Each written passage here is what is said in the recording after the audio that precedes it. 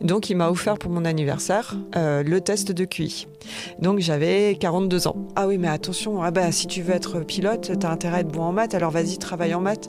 Ton cerveau à 7h du matin versus à minuit, lequel tu préfères ? Ah, celui à minuit.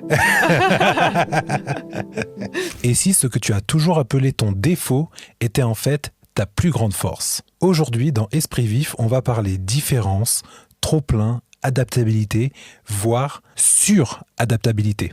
On parlera également de créativité, d'entrepreneuriat, bref, un rendez-vous qui va challenger notre cerveau et notre être. Cet épisode, c'est pour toi. Si tu t'es déjà dit que tu pensais trop, ressentais trop, allais trop vite ou pas assez, que tu avais la sensation de ne rentrer dans aucune case. Bon, j'arrête un peu le teasing, on passe directement dans le vif du sujet et je suis ravi de te présenter Bérangère. Bonjour Bérangère, bienvenue dans Esprit Vif. Comment vas-tu ? Très bien, bonjour Cédric. Comment tu te sens ? Je me sens bien, écoute, ravi d'être ici. Ravi de t'avoir avec moi dans ce nouveau format Esprit Vif. Qu'est-ce que tu as pensé de l'intro, qui était assez courte, mais est-ce que ça résume bien à peu près ce que tu penses qu'on va parler aujourd'hui ? Ça résume bien ce qu'on avait dit, cette sensation d'être trop, cette sensation d'être pas assez. Donc ouais, tout à fait. Top. Hâte d'en dire plus avec toi. Et j'ai plein de questions pour toi. Ouais. Quand je commence le rendez-vous, souvent, j'aime bien un peu, c'est ce que j'appelle un peu la question qui vient briser la glace, entre guillemets. C'est cette question magique. Qui es-tu ?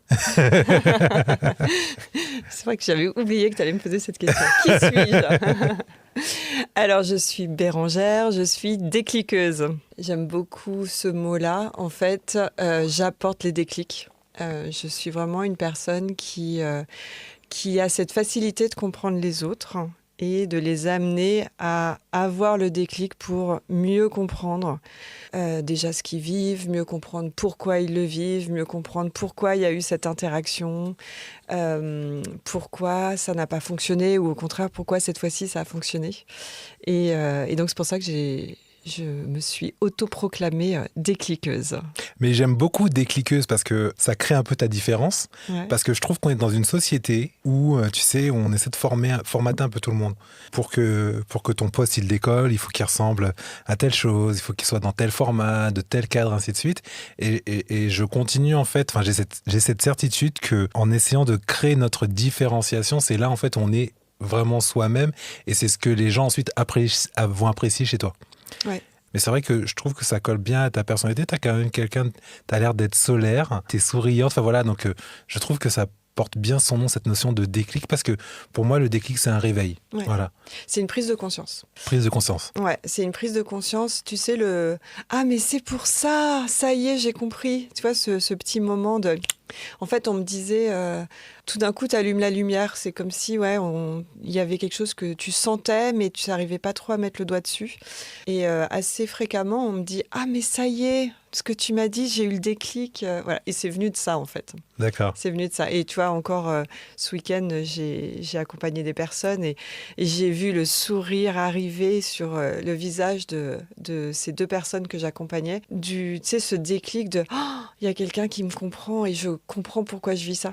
Voilà, je trouve que c'est tellement enrichissant d'avoir ces déclics que voilà, je me suis autoproclamée décliqueuse. Et t'as bien fait. Quand je t'écoute là, en fait, ce truc que comme s'il y avait une sorte de...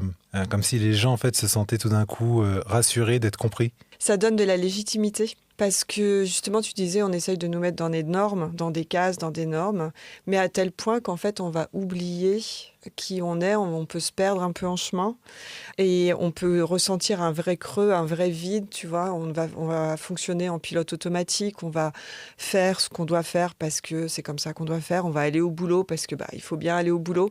Mais cette petite flamme, en fait, on peut la perdre parce qu'on est trop dans une norme et justement d'avoir cette légitimité à oser dire qu'on a un coup de mou, oser dire que là... Oups, le micro qui s'en va.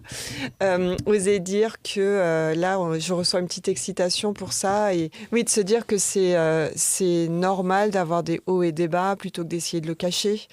C'est normal de ressentir les choses fortement alors qu'on a appris qu'il fallait cacher cette sensibilité. Voilà, de donner de la légitimité aux gens, mais c'est tellement, ça apporte un tel soulagement. Et en plus, la notion de déclic, c'est que je viens leur expliquer que c'est normal. Et donc, ils se sentent légitimes dans cette autorisation. En fait, ça leur donne l'autorisation de ressentir les choses ou de faire les choses différemment. Il y a une sorte de fierté. Pour moi ou pour eux? Pour eux. Est-ce que finalement, le fait de savoir que c'est ta force, ça crée une fierté? Ce truc de se dire, ah bah tiens, finalement, peut-être que je peux faire encore plus que ce que je pensais. Alors peut-être que ça vient après. Je pense que la première chose que ça déclenche, c'est la légitimité. Le soulagement d'être compris, le soulagement de ne pas être un ovni, le soulagement de ne pas être bizarre et le soulagement de se rendre compte qu'on n'est pas seul à vivre ou à ressentir ces choses-là. Ouais. Je pense que c'est surtout ça, plus que la fierté. Après, oui, ça, c'est la deuxième étape, ou la troisième, ou la quatrième, parce que chacun va avancer à son rythme. Mais ça va venir après parce que je vais avoir suffisamment confiance en moi, je vais avoir suffisamment d'estime pour moi-même qui va me permettre d'oser faire les choses différemment parce que je sens que c'est aligné pour moi. Mais c'est d'abord cette étape de « Ah, mais c'est pour ça alors !» et « Ah, ça y est, j'ai enfin compris, donc je vais pouvoir m'y mettre. » Ouais, soulagé et donc je peux avancer pour la suite. Ouais, je suis pas cassée. Intéressant, je suis pas cassé. Il y a des gens qui se sentent cassés avant de comprendre, avant d'avoir le déclic. Il y a des gens, je trouve que le mot je ne suis pas cassé est fort. C'est que en fait, on n'a pas besoin de se réparer. Ouais. C'est pas parce que tu es sensible que tu es une petite chose, qui a besoin d'être endurcie. C'est plutôt de oser vivre cette sensibilité et te dire bah oui, il y a des moments où je vais être très sensible parce que ça me touche et finalement je vais me donner l'autorisation de vivre cette émotion qui me traverse. Et peut-être même, et c'est peut-être là du coup la fierté qui peut en découler, c'est de donner l'autorisation aux autres, d'oser montrer leur sensibilité au lieu de se dire qu'il faut faire une carapace et qu'il faut résister à tout prix, tu vois. Ouais. Et ça, c'est pas être cassé d'être sensible. Au contraire, c'est plutôt montrer son humanité. Mais j'ai envie de rebondir sur ce que tu dis parce que la sensibilité, c'est vu comme de la gentillesse.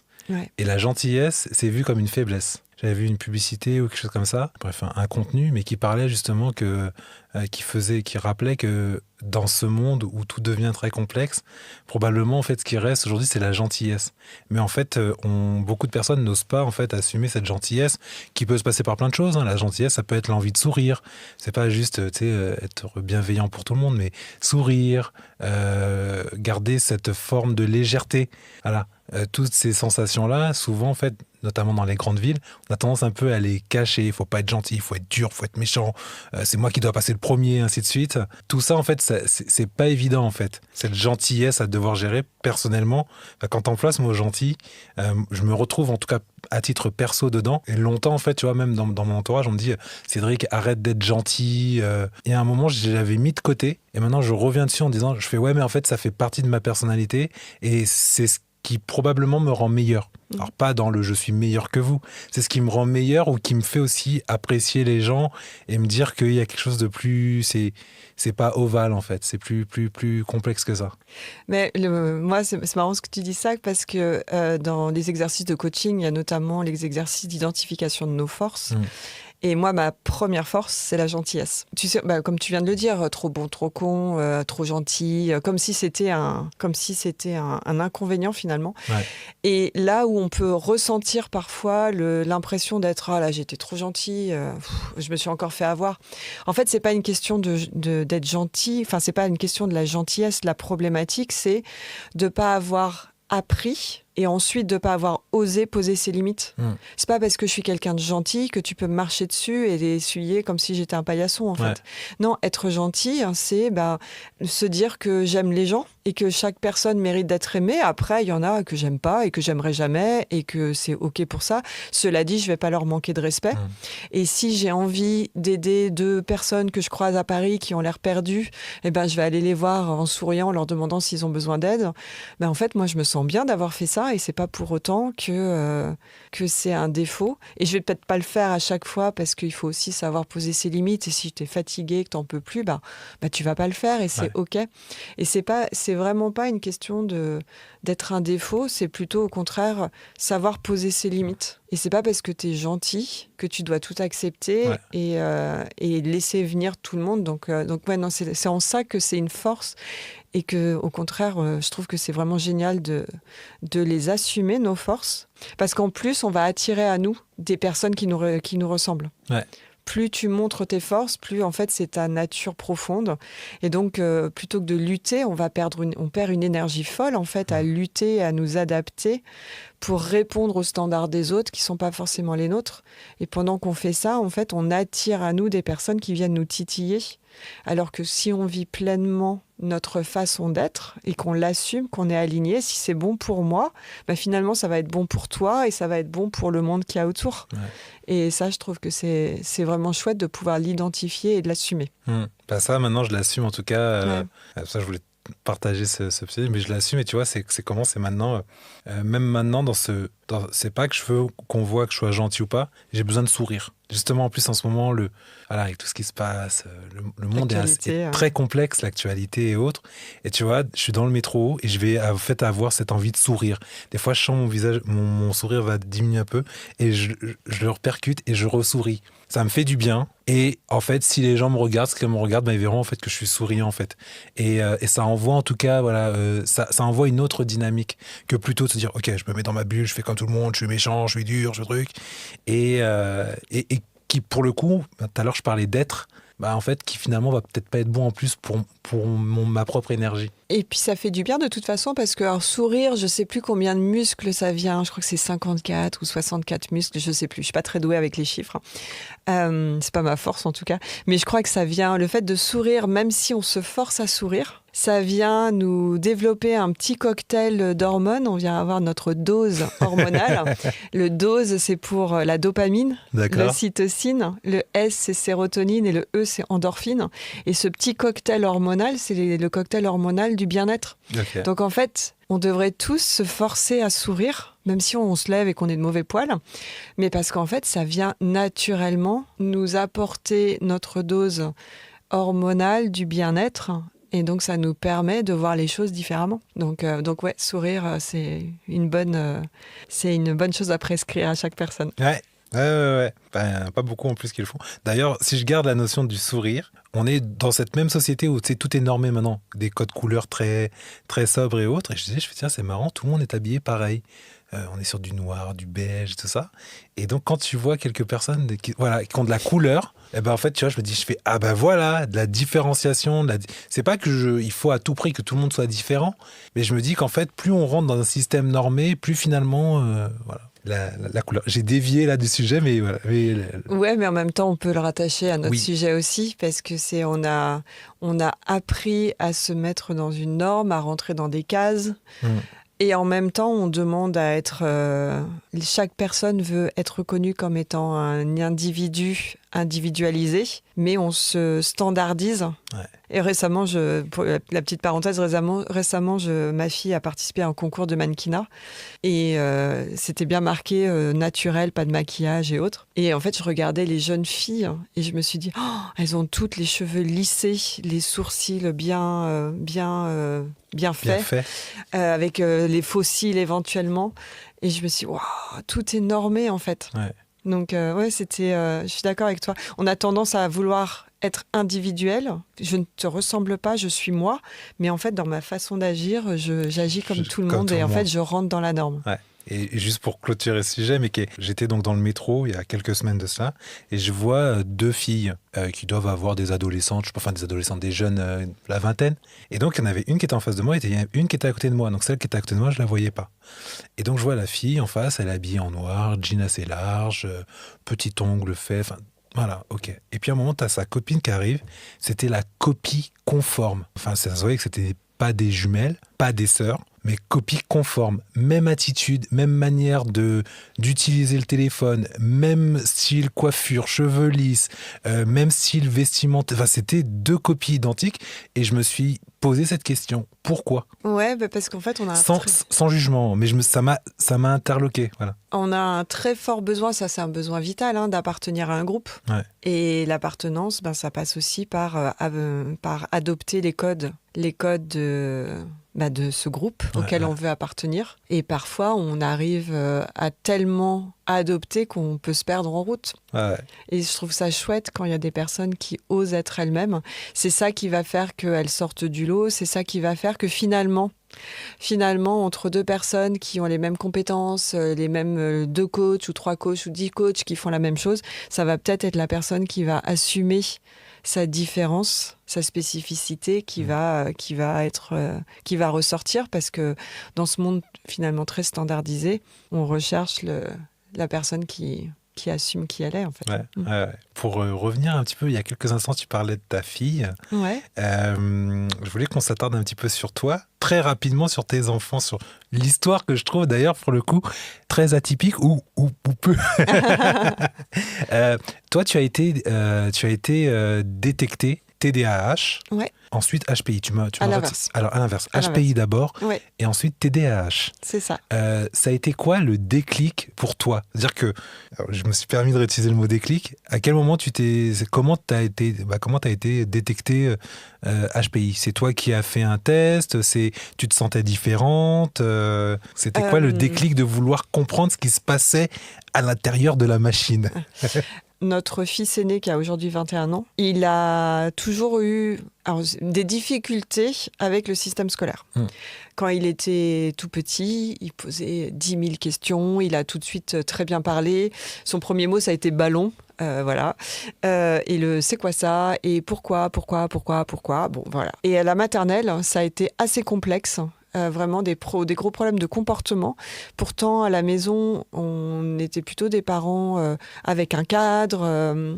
Il y a des choses avec des codes sociaux. On avait plutôt une éducation avec des règles, un cadre. Mais à l'école, c'était assez compliqué pour lui. Et donc, on a découvert, alors qu'il était en moyenne section, grande section, qu'il avait un haut potentiel intellectuel. Voilà. Ce qui est très drôle, c'est que mon mari, à l'époque, quand on a fait tous les bilans, lorsqu'on a même fait de la psychomotricité pour notre fils, parce qu'on nous a dit, voilà, un enfant au potentiel intellectuel, il avance vite, il se sent en décalage, et vous savez, ils ont souvent des petites difficultés psychomoteurs, donc ça serait bien qu'il aille voir une psychomote. Et là, je me souviens d'ailleurs, mon mari, qui, à un moment, il était sur une chaise à roulettes, quand la psychomote a fait le bilan, je l'ai vu partir en arrière. Et il a eu l'impression qu'on parlait de lui quand il était plus jeune. Voilà. Et du coup, il y a eu la petite blagounette qui est sortie entre mon mari et mon fils. Non, mais laisse, tu peux pas comprendre entre être supérieurement intelligent. Donc, il y avait cette petite blague entre eux qui était là. Et moi, j'ai pas là du tout la même forme d'intelligence. J'ai pas les mêmes centres d'intérêt que mon fils et que mon mari. Et je vivais une période qui était assez complexe au niveau de mon travail, de mon ancien poste. J'étais responsable communication et formation. Et je suis venue à vraiment douter de moi, vraiment douter à ne plus être à l'aise, de plus être au bon endroit. Enfin voilà, c'était assez douloureux ce que je vivais à ce moment-là. Et mon mari m'a dit, non mais arrête, tu te rends pas compte, mais que tu es quelqu'un d'extrêmement intelligent. Pas de la même façon que nous, mais arrête de dire que non. Donc, il m'a offert pour mon anniversaire le test de QI. Donc, j'avais 42 ans. D'accord. Voilà, j'avais 42 ans. Et en fait, ça a été une révélation. Ça a été une révélation. Ça n'a pas que détecté mon potentiel intellectuel. Ça a également détecté mon hypersensibilité émotionnelle. Et en fait, ça a été un vrai soulagement de savoir ça. Je m'étais mise une pression en me disant, mais et si en fait je fais ce test et qu'en fait je le suis pas, enfin ça coûte, c'est un budget aussi, donc oh là là, est-ce que je vais pas au contraire me sentir encore plus en décalage avec eux ? Et en fait non, c'était un énorme soulagement de me dire ah mais c'est pour ça, et en plus d'identifier mes forces que j'avais minimisées. Jusque-là. Tu vois, j'avais un parcours, j'ai vécu à l'étranger quand j'étais enfant, j'ai été scolarisée au lycée international, donc j'ai toujours baigné dans un environnement international. Et pour moi, en fait, c'était naturel, mais parce que j'avais vécu ça, donc c'était naturel que j'arrive à repérer le fonctionnement des Américains, des Espagnols, des Italiens, des Anglais, mais c'était parce que c'était pas de ma faute, en fait, c'était pas à cause ou grâce à mon fonctionnement, c'est juste que j'ai été dans cet environnement-là. Donc c'était logique. Oui, d'accord, j'ai appris l'espagnol, j'ai appris le russe, j'ai appris le portugais en 3 mois parce que je devais aller prospecter le marché brésilien. Mais c'est parce que... Elle parle russe, portugais. Alors, elle ne parle plus russe, mais elle a appris le russe. Mais voilà, mais pour moi, c'était parce que j'étais dans cet environnement-là. Tu vois, c'était pas mon intelligence. C'était l'adaptabilité que tu avais mise en place. Voilà, pour moi, c'était juste ça. Et j'étais pas intelligente parce que quand même, j'étais responsable com et formation. Je t'ai dit, les chiffres, c'est pas mon truc. J'étais incapable de dire qui étaient les actionnaires de la boîte pour laquelle je bossais. J'étais incapable de dire le chiffre d'affaires, le profit et tout ça parce que j'en avais rien à faire en fait. Par contre, j'étais capable de te dire ah oui, alors attends, tu veux travailler avec la Thaïlande? Non mais voilà comment tu vas fonctionner parce que sinon tu n'auras pas les réponses. Ah non mais là tu veux la Russie, mais la Russie appelle plutôt bidule parce qu'en fait en ce moment ils vivent un truc complexe et ça sera plus simple que... Et voilà comment tu vas lui parler. Mais pour moi c'était naturel. C'était pas une intelligence, tu vois. C'était juste de la compétence que tu avais développée. Exactement. Et le test de QI m'a permis de valoriser ça. Et en plus, à l'époque, elle m'avait dit quelque chose qui était très important pour moi, vu ce que je vivais à ce moment-là au bureau. Elle m'avait dit, vous vous rendez pas compte de la rapidité avec laquelle vous faites les choses alors que vous êtes en stress dépassé, parce qu'elle avait bien vu que mon hypersensibilité, elle m'a expliqué que mon hypersensibilité a diminué mon score. Parce que j'avais ce stress de performance. Et elle m'a dit, mais vous vous rendez compte de votre score et de la rapidité pour votre âge, 42 ans, prends-toi ça. Voilà. Mais, et de la curiosité. Et c'est là où elle m'a mis en avant des choses en fait, que je n'avais pas valorisées jusqu'à présent. Donc, 42 ans, cette révélation. Et du coup, notre fille, quand elle a eu 6 ans, on a décidé avec mon mari de la faire tester parce qu'elle avait pas mal de signes qui me ressemblaient à ceux que moi j'avais.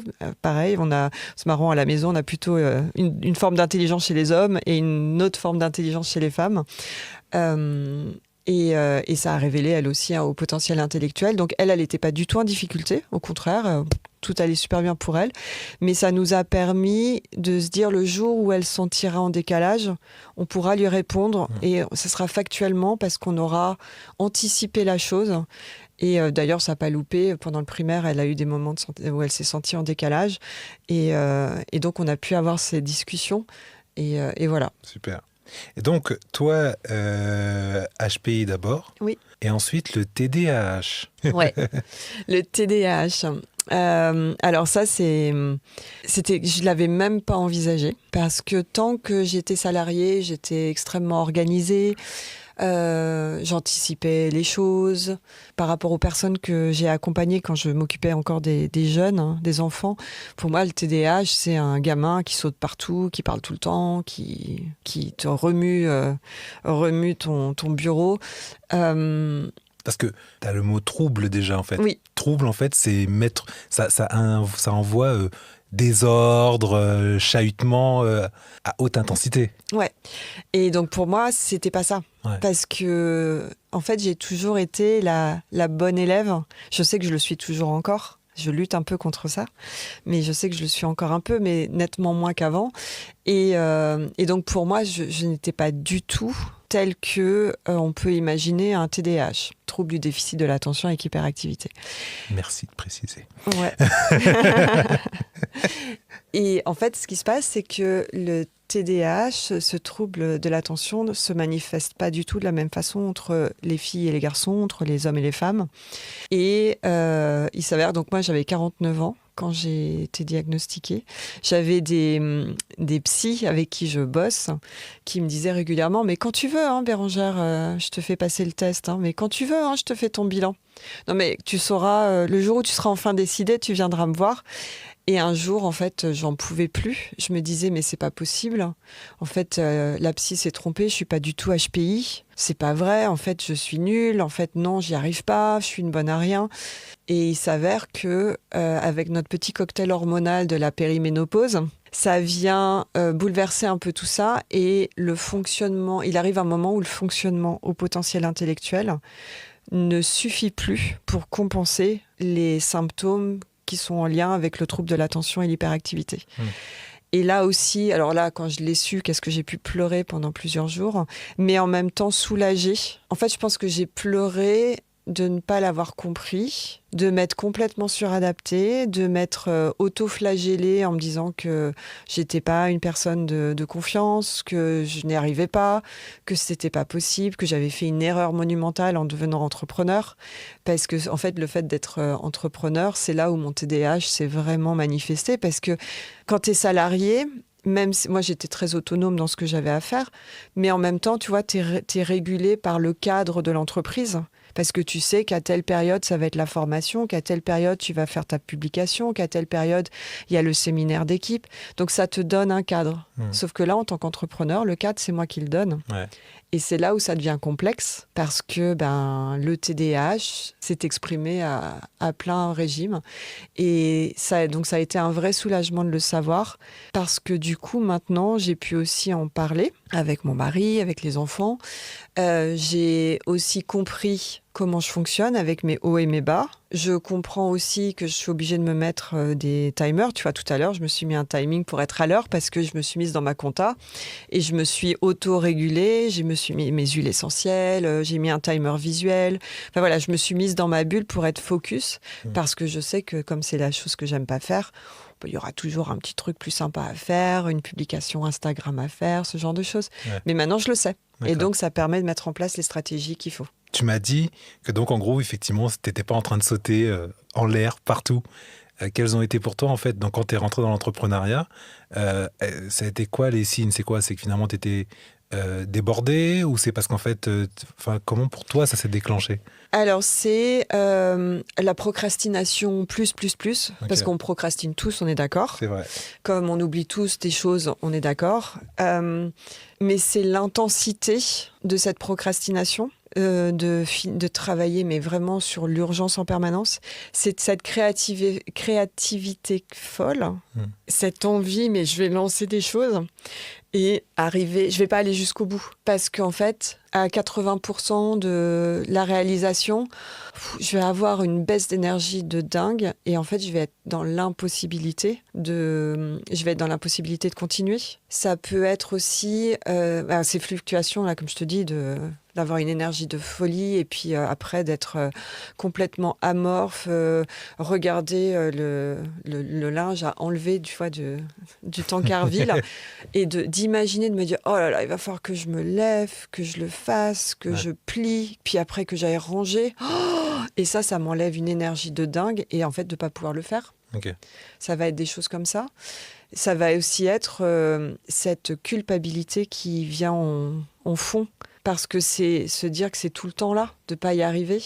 Donc c'est assez intense en fait, ce TDAH. Et puis oui, d'oublier, de faire à la dernière minute, de me dire que oui, c'est important de travailler sur mon business et pas que dans mon business, tu vois, travailler sur la stratégie. Et en même temps, de ne pas y arriver. Donc la culpabilité qui vient avec. Enfin voilà, c'est assez intense en fait. D'accord, ouais. C'est même presque plus... complexe quand tu es adulte que quand tu es enfant, de ce que j'ai là, en tout cas tel que tu me le présentes là.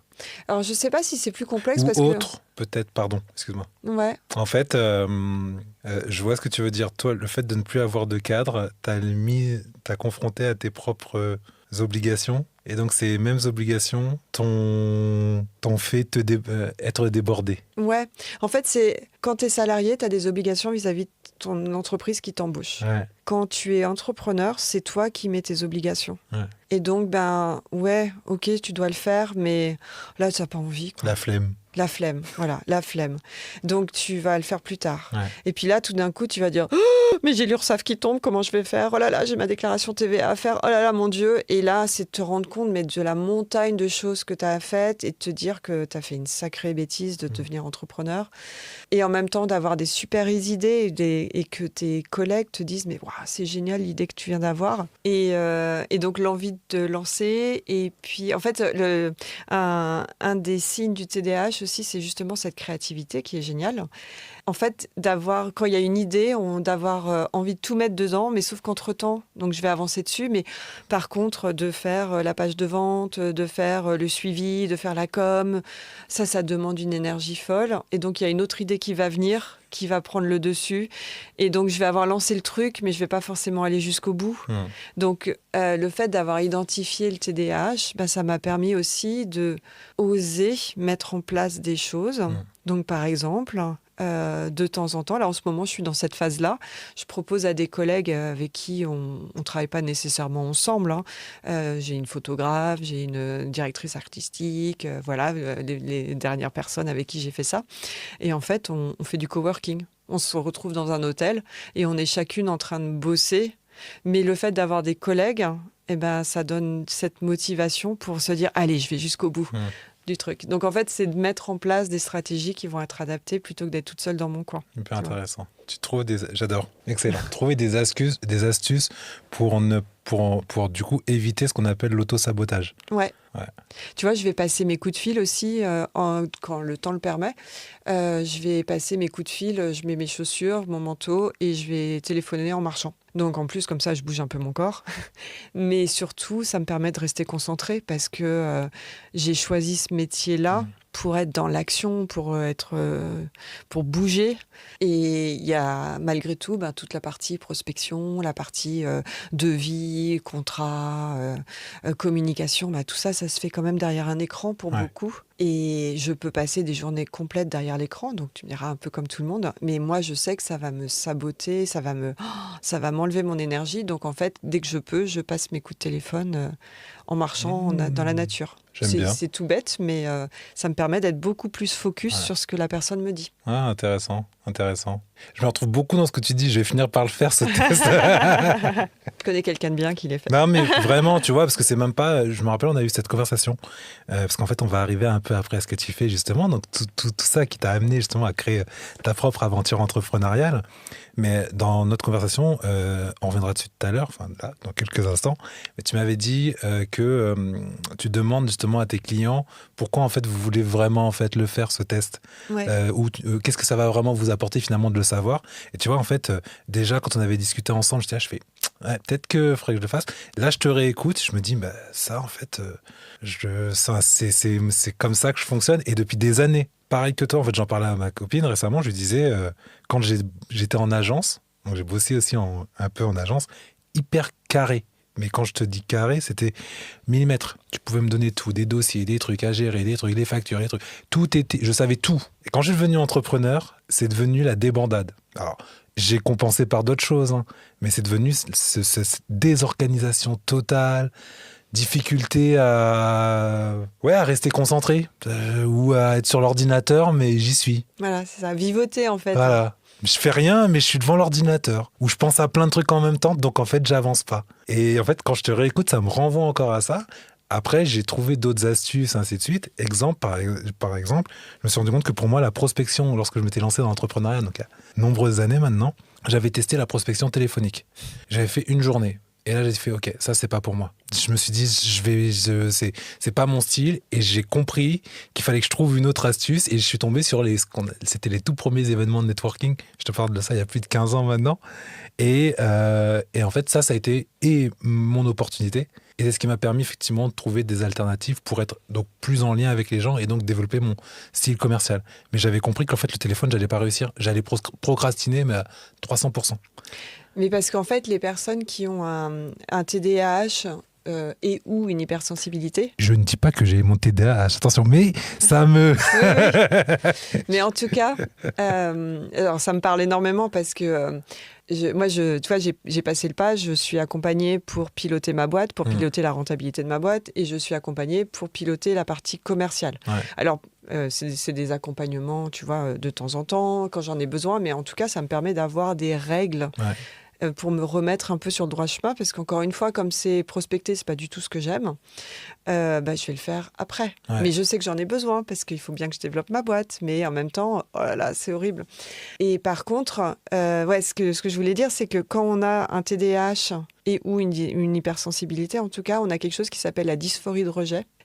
On a besoin d'être aimé, d'avoir une relation forte, en fait. Et c'est vrai que moi, les clients avec lesquels je travaille, j'ai une certaine relation, tu vois, avec mes clients, où je les connais bien, où il y a ça fit, tu vois, il y a un feeling avec eux, et ça, j'en ai vraiment besoin. La difficulté, c'est que si tu me réponds pas, si tu me fais une remarque, ben en fait, quand cette dysphorie de rejet, tant que tu l'as pas identifiée, c'est comme si, ça y est, il m'aime plus, c'est la fin du monde. Oh là là, il me déteste. Non, mais je vais plus jamais pouvoir le faire. Non, mais c'est horrible. Qu'est-ce que j'ai fait? Et puis, plouf, ça y est, on est reparti dans cette autoflagellation.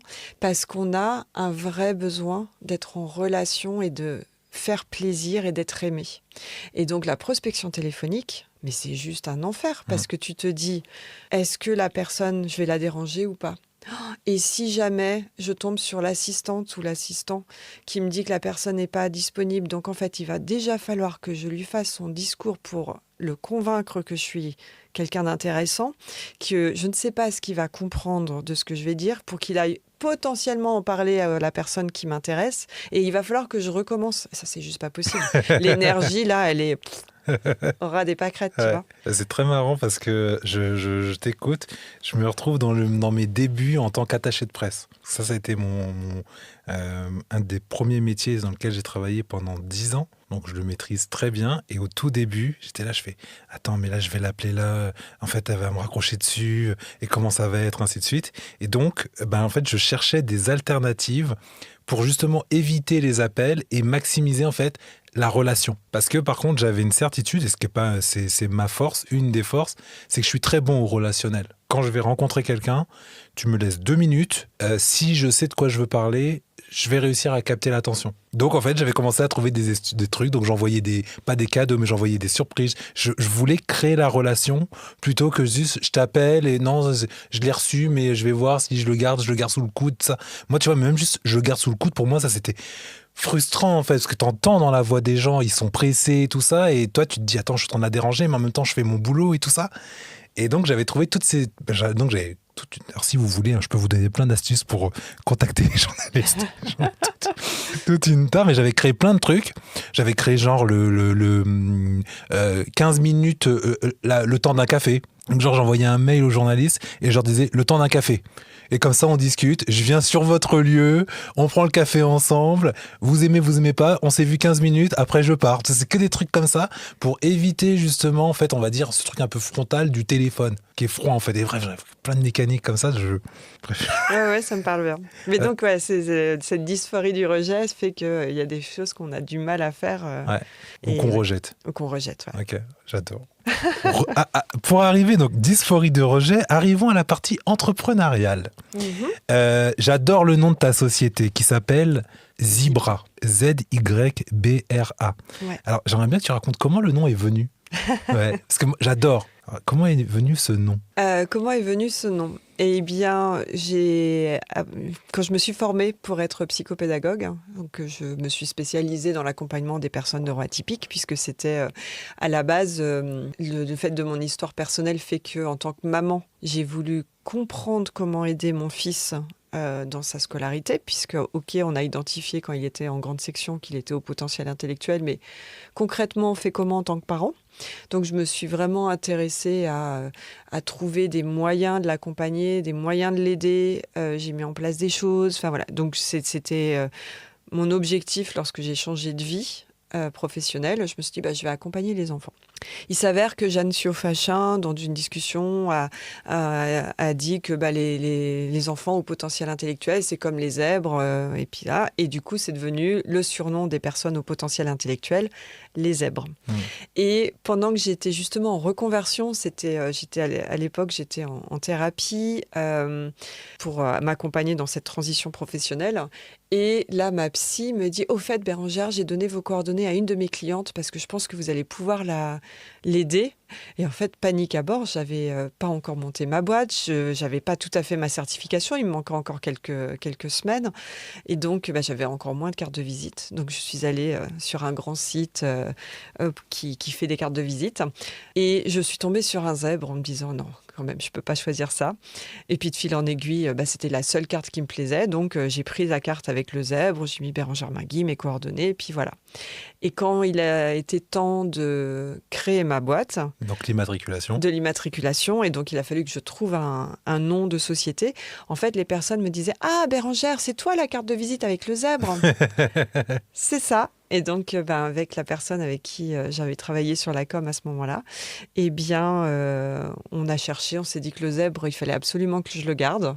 Et donc, c'est de là qu'est venu le nom Zebra. Moi, j'aime bien. En plus, c'est court, c'est simple, tu t'en rappelles. C'est ça. Et la carte, alors que je n'ai pas prise avec mon jeu, mais elle est vraiment top. En fait, la carte est très créative. Si tu as la carte, Ouais, je vais essayer. Eh bien, on va vous la montrer. La carte est hyper créative et pour le coup mémorable. Et justement, c'est la personne qui l'a faite. Tiens, voilà. Ah oui, on va la voir de ce côté-là. Attends, je vais faire le focus. Qu'on voit, le focus, ça va plutôt sur mon visage. Ouais, nickel. Voilà, avec la petite surbrillance et tout. Ah, elle est très, très, très jolie. Très, très élégante. Ouais. Très élégante. Et elle marque. Et elle marque en plus. Ouais. Et alors, justement, pour rester là-dessus, Zebra, donc on a effectivement le fait que les neuroatypiques sont des zèbres. Je crois que pour le fait que, alors tu m'avais donné l'anecdote, j'aimais bien, donc c'était que les zèbres de haut, on les voit pas aussi. On a du mal à les voir parce qu'avec leurs rayures, ils passent un petit peu en camouflage. Ouais. Et du coup, ça évoque un petit peu aussi ce que sont capables de faire les neuroatypiques, c'est-à-dire soit entre guillemets cacher leurs faiblesses pour adapter. Oui, cacher en fait. Cacher leur fonctionnement c'est même pas cacher, c'est se suradapter pour rentrer dans le moule de ce que la norme demande en fait. C'est de se cacher sa spécificité pour être comme tout le monde. Okay. Et c'est là qu'au bout d'un moment, il va arriver un sentiment de décalage entre ce qu'ils ressentent profondément, où ils n'arrivent pas à mettre le doigt dessus, ils n'arrivent pas à exprimer pourquoi ils se sentent, mais ils sentent qu'il y a un décalage en fait. Décalage parce qu'ils n'ont pas les mêmes centres d'intérêt, ou ils n'ont pas les mêmes blagues, ils vont être intenses sur certaines choses, enfin voilà, où il y a le chit-chat, tu sais, la petite discussion qui fait beau aujourd'hui, ça va les rendre dingues, ils vont pas réussir à le faire, tu vois. Ouais, j'adore. Donc, là, tu parlais justement de suradaptabilité. Oui. Au départ, donc, si j'ai cru comprendre, tu es tout de suite allé sur le public adulte.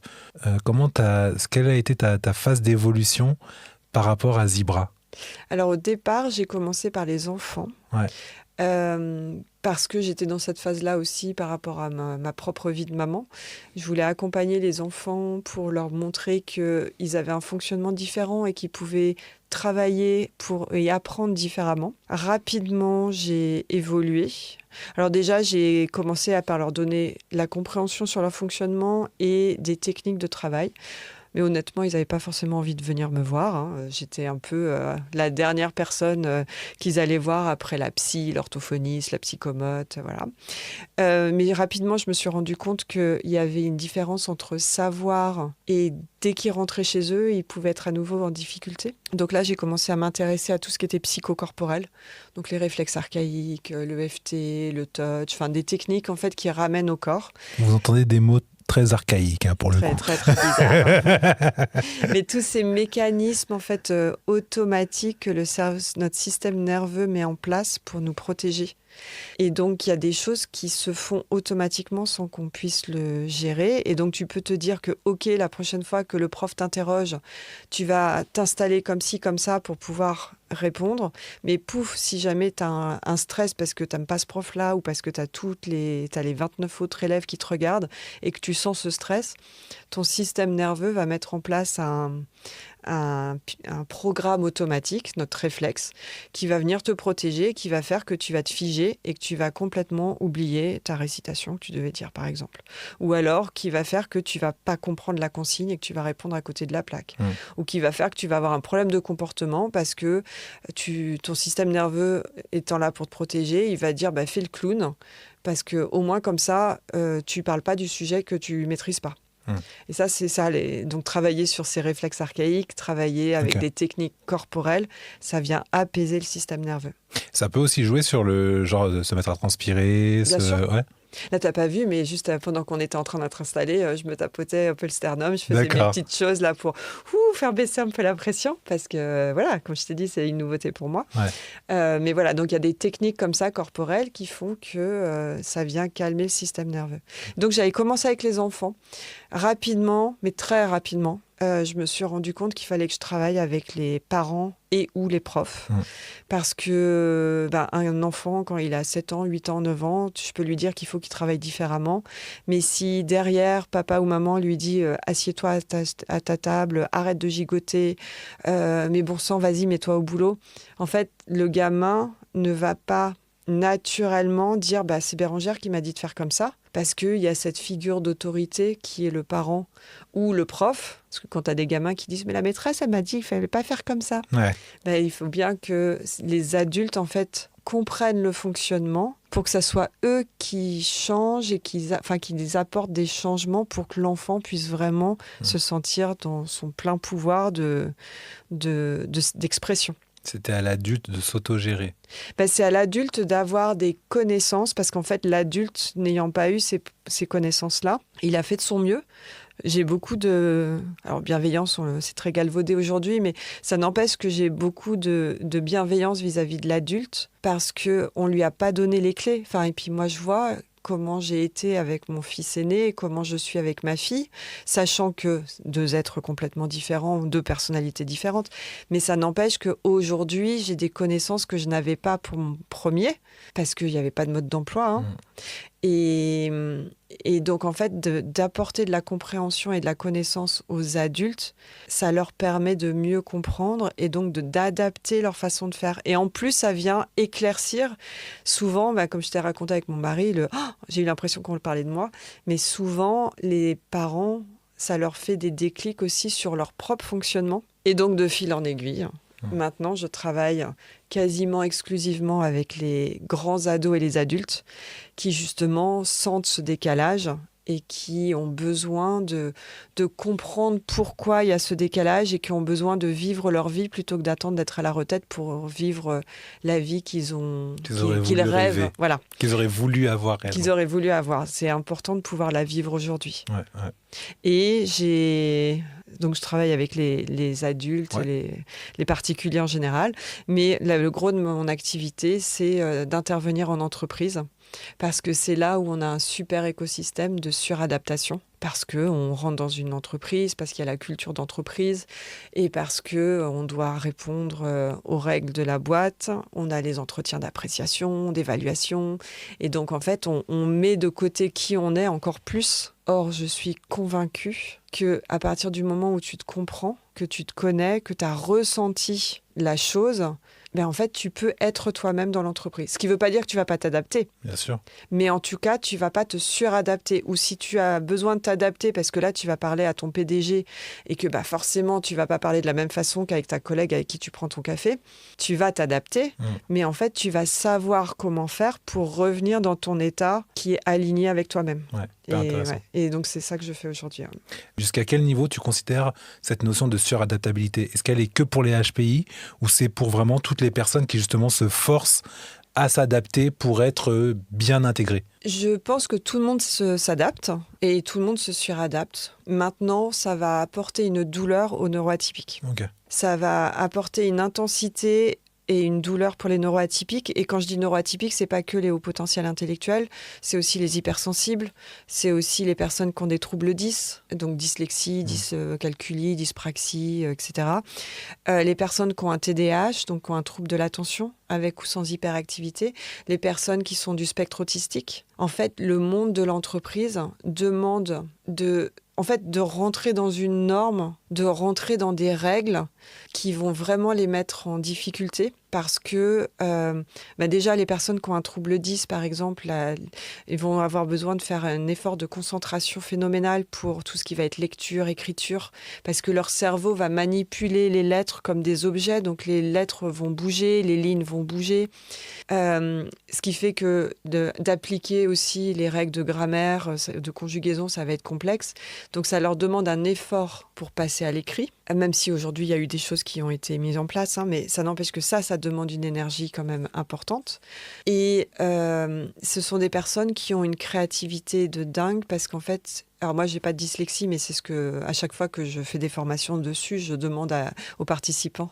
Donc tu me diras si c'est le cas ou pas, si c'est vrai ou pas, mais de ce que les personnes me partagent, c'est que les personnes avec une dyslexie ont une très forte intelligence visuelle, vont voir dans leur tête les choses, ce qui permet d'avoir des solutions auxquelles les autres n'ont pas pensé, parce qu'ils vont visualiser cette solution, ce nouveau produit, ce nouveau concept, et ça va exister dans leur tête. Moi, j'ai beaucoup de mal à voir les choses dans ma tête, j'ai très peu d'images, et je trouve que c'est génial d'avoir ça. Mais par contre, comme on demande aux personnes de se suradapter, on va mettre de côté, sauf si ce sont des graphistes, par exemple, où là, ils vont pouvoir exprimer leur créativité.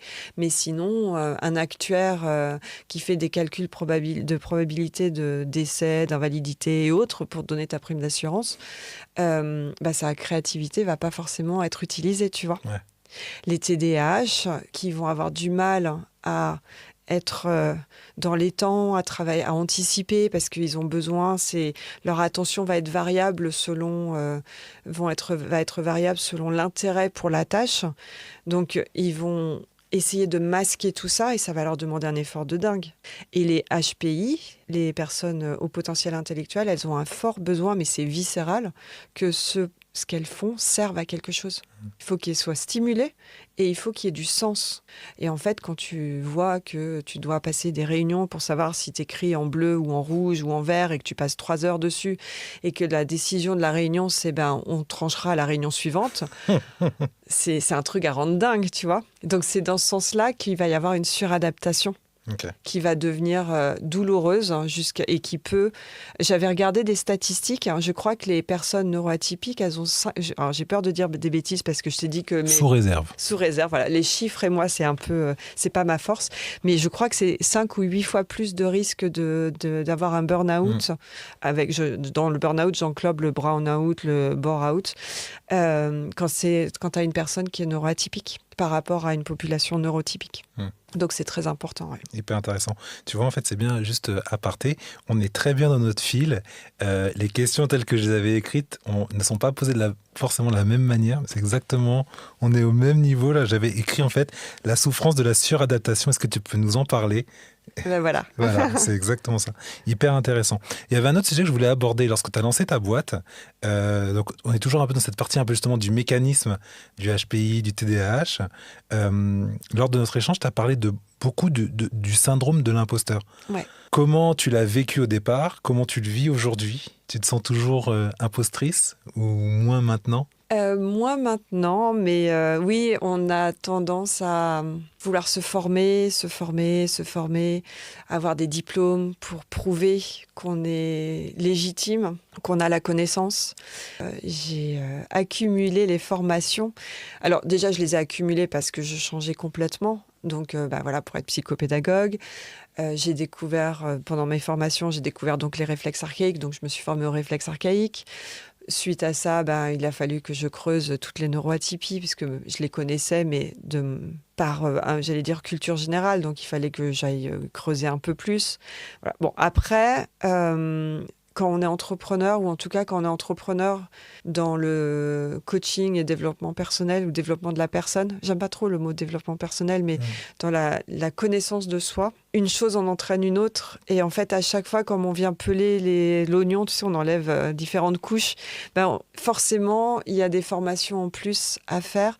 Maintenant, je me suis aussi calmée, je me freine. Pareil, TDAH, ça a l'air trop bien, j'ai envie de faire cette formation. Non, maintenant, je me dis, à quoi elle va te servir ? Ouais. Tu vois, à un moment, j'avais accompagné pas mal de personnes qui étaient adoptées, donc je me suis dit, il va falloir que je me forme. Et en fait, non, j'ai mis de côté. Et d'ailleurs, naturellement, du coup, je sais pas s'il y a un lien d'énergie ou pas, mais du coup, j'ai plus eu de personnes qui étaient adoptées, qui étaient venues me voir. Mais t'as pas besoin, en fait, d'avoir toutes ces formations. La chose à faire, je pense, c'est vraiment d'oser se lancer. Et puis, j'ai pris conscience aussi, et ça, c'est des choses que je partage avec mes clients, c'est que quand tu as un fonctionnement comme le mien et comme d'autres, en fait, quand je pense que je suis à 80%, en fait, je suis peut-être à 110 ou 120% par rapport à la norme, tu vois. Donc, en fait, c'est d'oser me lâcher la grappe Et oser prendre conscience que j'ai pas besoin de tout donner parce que on apprend aussi par étapes. Et j'ai pas besoin de donner toutes les infos parce que je risque de perdre des personnes. Parce qu'il y a, c'est en anglais qu'il y a so much you can take. Il y a un moment où tu peux juste plus absorber toute l'information, il faut que tu digères ça. Et donc, je vais y aller par étapes. Donc, aujourd'hui, j'ai moins ce syndrome de l'imposteur. Je sais faire cet exercice de poser tout ce que j'ai fait, de prendre conscience de tout ce que j'ai fait et de me dire que si on vient me chercher ou si on pose une question, c'est que j'ai ma place. Et aujourd'hui, par contre, je sais dire, ça, c'est pas mon truc. Je vous conseille une collègue ou un collègue, tu vois. Ouais. Et je trouve que ça donne encore plus de légitimité à ce que tu fais quand tu oses dire, ça, c'est pas mon truc. Pour rester pour aller justement sur c'est pas mon truc, quand je t'entends dire c'est pas mon truc, me vient le mot intuition. Ouais. Et donc plus d'écoute de soi, donc oser aussi s'écouter plus. Et lorsqu'on avait discuté ensemble, il y avait 2 mots dont tu avais parlé, je crois auxquels tu te formes. C'était le human design et c'était La manifestation. human design et la manifestation. Ouais. Alors moi, j'ai une très forte intelligence corporelle, c'est-à-dire que je ressens fortement les choses. Alors, je vais pas forcément ressentir l'énergie des personnes, mais je vais ressentir dans mon corps depuis que j'ai appris à travers les exercices de réflexe archaïque, justement, tu vois, les petits tapotements, ce genre de choses, de reprendre conscience de mon enveloppe corporelle. Du coup, j'ai appris à décoder la peur, par exemple, la peur qui s'accompagne d'une petite excitation dans le ventre, tu vois, comme quand tu m'as proposé de parler dans ton podcast. J'ai senti cette peur, mais cette peur avec cette excitation de me dire « Oh, c'est nouveau, c'est une nouveauté ».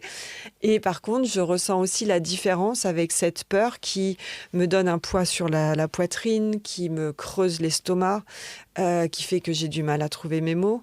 Donc, j'ai réussi à bien me connecter à mes ressentis corporels. Et je suis intimement persuadée que l'on attire à soi les choses que l'on désire à partir du moment où on ose le faire. Et que tout est possible à partir du moment où on n'est pas dans cette énergie du manque. Si tu fais les choses parce que tu veux combler un manque, mais pas parce que tu sens que c'est le lieu vers lequel tu vas aller, en fait, ça va être, tu vas attirer à toi pas les choses qui te conviennent, en fait. Tu vas pas attirer à toi les choses qui te conviennent. Et tu vas perdre une énergie folle. Et donc, la manifestation, c'est aussi ça, c'est apprendre à appeler à toi les choses qui te conviennent et qui sont bonnes pour toi. D'accord. Donc, voilà. Donc là, je suis vraiment dans ce process-là, je débute tout juste, mais ça vient compléter tout ce que je fais depuis longtemps, où je ramène les personnes neuroatypiques à leur ressenti corporel pour pouvoir poser leurs limites. Et je les ramène, en fait, c'est aussi pour ça que je me nomme décliqueuse, c'est que c'est dans leur corps que les gens vont ressentir ce déclic. Et je trouve que c'est hyper important de les ramener à ça. Et le Human Design, c'est un mélange de plein de choses. C'est un mélange de plein de choses. Alors, j'ai pas tout en tête, mais tu vois, il y a de l'astrologie, il y a de la kabbale, il y a de l'énergétique. Enfin, il y a plein de choses. Mais je trouve ça intéressant. Au même titre que je suis formée au MBTI, que je me suis formée au Touch, que je me suis formée, donc ça c'est les psychocorporels, que je me suis formée à l'Appreciative Inquiry, qui sont des techniques de coaching, enfin tu vois, c'est de comprendre la boîte à outils avec laquelle on arrive au monde et d'avoir un peu ce décodage qui me permet d'aller choisir l'outil qui va me correspondre le mieux. Ouais. Tu vois, on parlait tout à l'heure de la prospection. Typiquement, dans mon Human Design, il y a un endroit où c'est est-ce que tu es plutôt quelqu'un qui est dans l'action ou est-ce que tu es plutôt quelqu'un qui est dans la réceptivité ou est-ce que tu as un profil mixte. Et moi, typiquement, je m'étais déjà rendu compte de ça, mais sans vraiment le conscientiser. Et quand j'ai vu cette partie-là de la formation sur Human Design, en fait, moi, j'ai 3 flèches sur 4 sur la réceptivité et une flèche dans l'action. Et en fait, je me suis dit, mais c'est tellement évident. Donc, prendre mon téléphone et de me mettre en suradaptabilité parce qu'il faut que je prospecte, parce que les KPIs, parce que les chiffres clés te disent que quand tu passes 100 coups de fil, tu vas peut-être pas en avoir 10 qui vont répondre et tu en auras peut-être 3 qui vont te demander une proposition et un qui va signer. Ça me met en stress pas possible. Et ça, en fait, moi, je vais le faire une journée et après, je vais pas le faire pendant 6 mois parce que ça, c'est trop douloureux pour moi. Ouais. Et en fait, quand j'ai vu que j'avais 3 flèches sur la réceptivité et une flèche dans l'action, je me suis dit, mais ouais, c'est complètement moi. Tu vois, comme notre rencontre. Du coup, j'ai fait l'action d'aller dans un lieu que je ne connaissais pas. Je connaissais Virginie qui organisait ça. Mais donc voilà, j'étais un peu en sécurité parce que j'allais à un événement organisé par une personne que je connais, mais je ne savais pas du tout qui j'allais rencontrer, donc j'allais un peu dans une zone d'inconfort.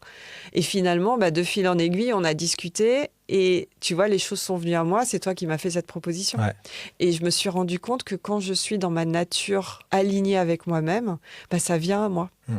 Donc c'est à ça que ça sert, ces outils-là, et ça vient aider les personnes que j'accompagne. C'est toujours leur donner des clés de lecture, d'identification pour mieux s'assumer. Mais par contre, pendant que j'y pense, avant que l'idée ne parte, quelque chose qui est hyper important, en tout cas moi que j'essaye de dire et de redire, ça ne t'excuse pas.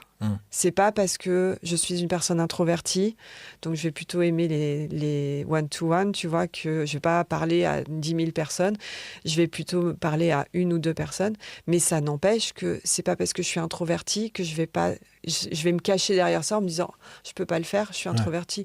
Ou c'est pas parce que non, je peux pas le faire, j'ai un TDAH, donc je suis pas persévérante. Non, en fait, ok, j'ai ce fonctionnement-là, ça me donne des clés de lecture et donc qu'est-ce que je vais pouvoir faire pour m'adapter à la situation? Et une fois que je me suis adaptée, qu'est-ce que j'ai besoin de faire pour retrouver mon énergie pour pouvoir redémarrer? Ouais. C'est ça, en fait, toutes ces clés de lecture, c'est te donner ton mode d'emploi, mais surtout pas une excuse derrière laquelle, ou l'étiquette derrière laquelle tu dois te cacher, en fait. Hyper intéressant. Je voulais te proposer, parce que je vois on est bien dans le timing, et j'avais envie de te proposer un petit jeu. Oula. ça reste très sympa, mais le podcast s'appelle Esprit Vif, donc c'est le jeu Esprit Vif. Très bien. C'est quelques questions flash, soit un mot, soit une phrase, et il n'y a ni de bonne ni de mauvaise réponse, mais ce qui va m'intéresser, c'est la vivacité d'esprit. Est-ce que tu es prête? Je suis prête. Ah, très bien. Si tu devais dire le TDAH en un mot, tu lui donnerais quoi? Impulsivité. Impulsivité, j'aime beaucoup. Ton cerveau à 7h du matin versus à minuit, lequel tu préfères? Ah, celui à minuit. Il a plein d'idées à minuit. À 7h, il n'est pas réveillé encore. Ça, c'est affreux en plus. Enfin, c'est affreux. C'est bien, mais en même temps, des fois, tu as envie de lui faire un petit switch off pour soit pouvoir dormir ou autre, mais minuit. C'est ça. Une tâche que tu remets... Alors, tout à l'heure, on parlait de procrastination. Une tâche que tu remets systématiquement à demain.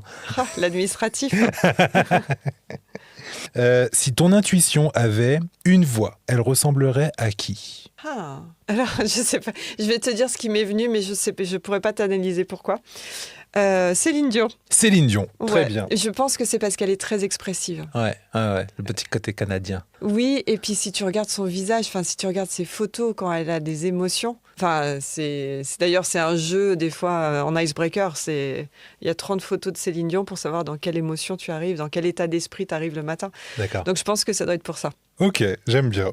La phrase que tu aurais aimé entendre lorsque tu avais 15 ans. Alors j'en ai deux qui sont venus, c'est « Tu peux le faire et tu es une belle personne ». D'accord. Je vais juste rebondir sur ça. Je trouve que j'ai la sensation que les parents ont encore du mal à le dire au global aux enfants. Alors, certains le font, mais voilà. T'es une belle personne, tu vas y arriver, crois en toi. J'ai cette sensation que justement dans ce monde de société, si par exemple le professeur appelle les parents et dit votre enfant n'est pas assez ci, n'est pas assez ça, en fait sans le faire exprès, les parents vont rentrer entre guillemets dans le système créé et vont oublier de nous redire ok, t'inquiète, c'est normal, suis ton rythme.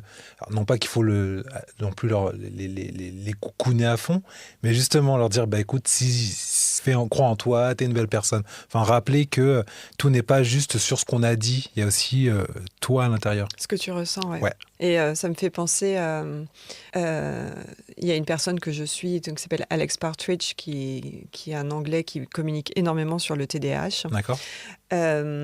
Et il dit régulièrement, et là pour le coup le chiffre je l'ai bien retenu, c'est qu'une personne qui a un enfant qui a un TDAH, il reçoit 20 000 commentaires négatifs.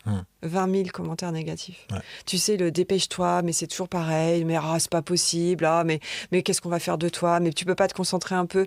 20 000 fois, en fait, un enfant qui a un TDAH va recevoir ce type d'injonction et de commentaires. Et je pense qu'en tant que parent, alors il y a quand même une évolution, tu vois, au niveau de la parentalité. Bien sûr. Et sans rentrer dans... Alors, grand débat, parentalité positive ou pas, j'entends toujours, oui, mais attends, ils sont mal élevés. Être un parent, enfin, faire de la parentalité positive, ce n'est pas tout laisser faire, c'est mettre un cadre qui est structurant. Et c'est de permettre aux enfants d'exprimer leurs émotions et de les traverser. C'est pas de les autoriser à tout faire et de faire en sorte que ce soit des enfants qui sont mal élevés et autres. C'est de leur permettre d'arrêter de leur dire « Oh, mais c'est pas grave, tu t'es fait mal, mais c'est pas grave. » Pour l'enfant, à ce moment-là, c'est super grave.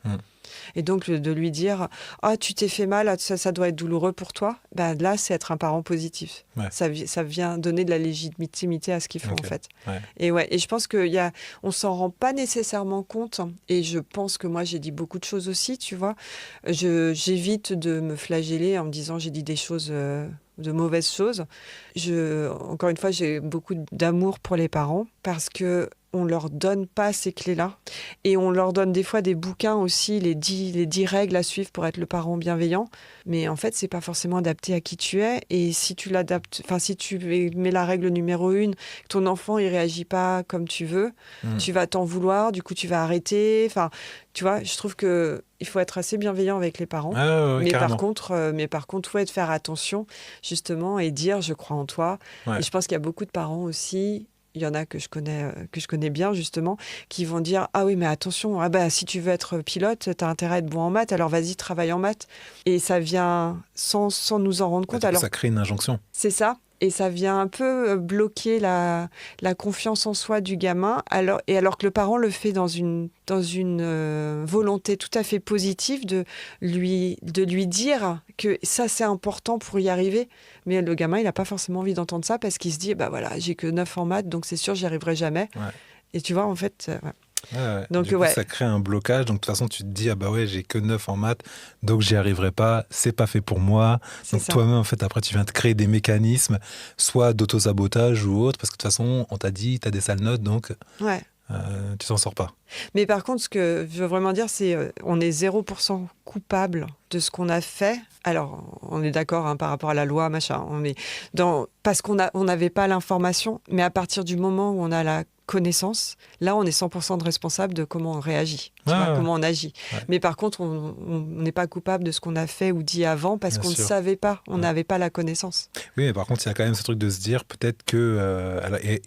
j'aime bien, en fait, de rappeler qu'effectivement, c'est pas on peut pas juger les parents, mais par contre, effectivement, d'essayer peut-être d'observer, d'être peut-être plus dans l'observation, d'essayer de comprendre qui est ton enfant avant de vouloir essayer effectivement soit de le faire rentrer dans une case ou la prof ou la maîtresse va appeler, va dire « Ah tiens, il y a un problème avec votre enfant ». Donc tout de suite se dire « Il y a un problème avec notre enfant, qu'est-ce qui va pas chez lui ?» Voilà. Et aussi, au-delà de comprendre notre enfant, comprendre qui je suis. Ouais. Parce que c'est aussi pour ça que maintenant je travaille moins avec les enfants. J'en ai encore 2-3, parce que j'aime bien ça. Mais souvent, les parents viennent pour accompagner l'enfant parce qu'il a que 12 de moyenne, parce qu'il a que 13 de moyenne et que il n'aura pas sa mention ou autre. Déjà, 12 ou 13 de moyenne. C'est très bien. Et en fait, c'est de travailler sur qui je suis moi en tant que parent. Pourquoi est-ce que ça me touche, cette histoire ? Est-ce que je suis pas en train de projeter un truc sur mon enfant que moi j'ai pas osé faire et c'est qui je suis moi en tant que parent.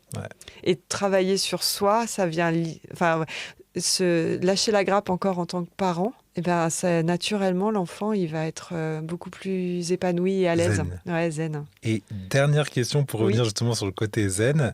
Un super power méconnu des cerveaux neuroatypiques. Ah. Alors, je te réponds comme ça Vas-y. vient, hein, Ah comme ouais. l'esprit vif. C'est faire les liens. Faire les liens, ok. Ouais, de faire des liens entre des sujets qui n'ont rien à voir avec la choucroute et de te dire, mais c'est quoi le lien avec tout ça? Ouais, je pense qu'il y a une question de faire des liens. Hmm. Les liens entre les personnes, Ouais. les liens entre les sujets. Ouais. J'allais faire le rebond sur ça. Toi, par exemple, ta capacité à dire si tu veux travailler avec telle personne, c'est plutôt ça, ou c'est plutôt ci, ou lui faudrait plutôt que tu parles de cette manière, faire Ouais. le lien. Si tu pouvais envoyer, c'est la grande question, t'as 30 secondes, je plaisante. Si tu pouvais envoyer un message à toutes les personnes qui se sont dit « Je suis trop bizarre pour réussir », tu leur dirais quoi? Oula, qu'est-ce que je leur dirais à ces personnes qui se disent qu'elles sont trop bizarres pour réussir? Essaye et tu verras bien. Moi, j'aurais envie de dire la bizarrerie est un art. Ouais.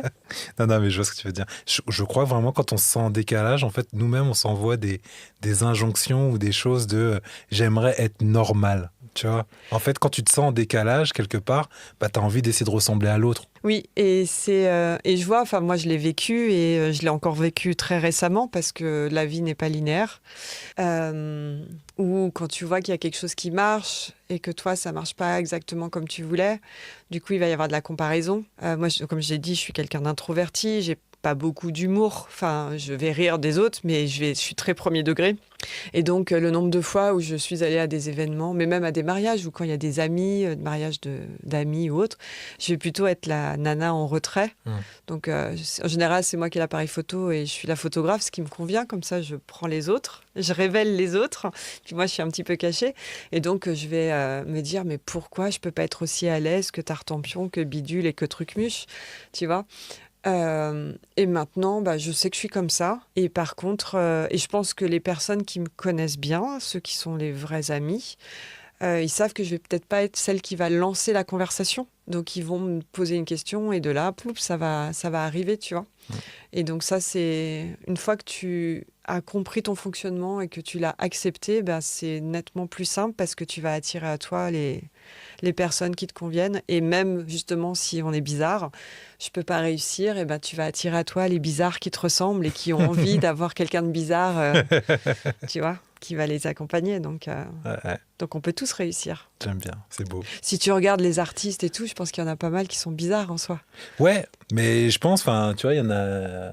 Il faut en fait, je crois qu'il faut cette dose. Personnellement, j'appelle ça cette folie créatrice. Ouais. Mais je pense qu'il faut cette dose de bizarrerie ou autre pour justement. Tout à l'heure, je te parlais de différenciation au début d'enregistrement. Je crois qu'il faut cette différenciation, elle est bizarre, mais c'est ça qui permet en fait de créer ta signature, ton identité. Nous arrivons à la clôture de ce podcast. Est-ce que déjà tu as apprécié l'échange, qu'est-ce que tu en as pensé? Ouais, très agréable. Ouais. Ouais, très agréable. Merci. C'est très confortable en fait de faire avec toi, parce que voilà, je me sens à l'aise. Merci beaucoup. J'espère que j'ai dit des choses intéressantes. On a dit énormément de choses intéressantes, vraiment. Et donc, on arrive à la fin, mais c'est quand même toi qui as encore les quelques mots. Quels seraient les mots que tu aurais envie de dire, voilà, aux auditeurs, ou est-ce que tu as une actualité, des choses à vouloir faire passer? C'est toi qui as le mot de la fin, et puis je viendrai poser quelques mots de notre énergie ressentie ensuite. Alors c'est marrant parce que tu m'avais dit que tu me poserais la question et en fait je l'ai pas du tout préparée. Je me suis dit je verrai dans quelle énergie je suis à ce moment-là. Et en fait j'ai envie de te dire les 4 verbes en fait moi qui m'accompagnent. J'ai réussi à trouver ce qui m'anime profondément. Et donc, je trouve que ce podcast, justement, c'est ce moment qu'on a passé ensemble résume bien. Parce que mes 4 verbes, donc, qui sont mon ikigai, sont découvrir, partager, ressentir et oser. Et je trouve que voilà, on a partagé ce moment. J'ai découvert ce que c'est que l'univers d'un podcast. J'ai ressenti beaucoup de confort dans cette conversation, puis j'ai osé dire oui, osé me livrer à toi et puis à ceux qui écouteront sans filtre. J'ai osé ne pas préparer. Donc j'ai envie de dire qu'en fait, c'est oser être soi-même. C'est ce qui va permettre en fait de faire de très très belles découvertes. Ce qui va vous permettre aussi tous de partager des moments de qualité, de ressentir la vie que vous méritez de ressentir. Pas d'attendre d'être à la retraite pour vivre ce que vous voulez vivre. Pas d'attendre d'être à la fin de la vie, de réfléchir à l'héritage que vous déposez, mais vraiment de vivre cet héritage au quotidien. Donc merci beaucoup pour ce temps d'échange. Merci à toi. Très agréable. Franchement, merci beaucoup. C'était un vrai plaisir. Et on aurait pu, continuer. Je pense, continuer encore un petit moment encore plus. Et donc, juste pour moi, ma conclusion, ce que je retiens de cet échange, accepter sa différence, c'est oser en faire une force. Que finalement... ça permet de mieux s'écouter, de savoir ce qui est bon pour soi, et donc justement après de ne plus s'auto-saboter, mais finalement de se dire ok, maintenant que je comprends mes mécanismes, maintenant je peux vraiment être moi-même et vraiment aller de l'avant. Ouais. Et j'ai juste envie de rajouter que ça permet d'oser être soi-même et de faire des choix et de prendre des décisions pour soi et pas contre les autres. Ouais. Et ça change tout aussi. Intéressant ça. Parce que tu amènes les autres avec toi. T'es pas en réaction avec les autres, contre les autres, mais tu dis pas non parce que c'est contre l'autre, tu dis non parce que c'est pour toi. Et du coup, tu embarques l'autre. Donc oser être soi-même, c'est pouvoir faire des choix pour soi. Ouais. C'est une autre conclusion, j'adore. C'est top. Merci beaucoup. Merci franchement, Bérengère, c'était top. Chers amis, juste petit message. Vous écoutez, vous regarderez en fait le podcast. Si vous avez apprécié cet échange, n'hésitez pas à mettre 5 étoiles. Ça aide toujours, ça donne de la force. On sera sur toutes les plateformes Spotify, Deezer, Apple, et d'autres encore. On est sur toutes les plateformes. N'hésitez pas à mettre des likes, des commentaires, à partager également sur les réseaux sociaux. Et donc voilà, je vous dis à très vite pour un prochain épisode. Bérengère, encore merci. Je te souhaite plein de belles choses et je te dis à très vite. Merci Cédric. Ciao, ciao. Ciao.